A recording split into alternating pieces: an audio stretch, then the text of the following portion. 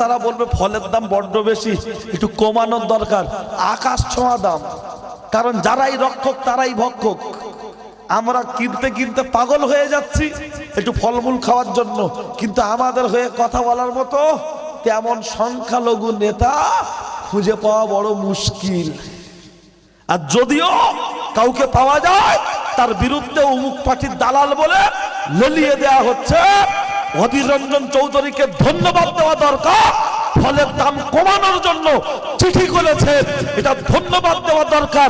নওশাদ সিদ্দিকী ফলের দাম কমানোর জন্য সরকারকে চিঠি দিয়ে জানিয়েছে, ধন্যবাদ দেওয়া দরকার। কারণ আমরা গরিব মানুষ, সারাদিন রোজা রেখে আমাদেরকে একটু দরকার হয় ফল খাওয়ার, প্রয়োজন হয় একটু ফলমূল কেনার, কিন্তু বাজারে গিয়ে দেখলে 400 টাকা 500 টাকা ইনকাম, শুধু ইফতারি কিনলে বাজার হয় না, আর বাজার করলে ইফতারি হয় না।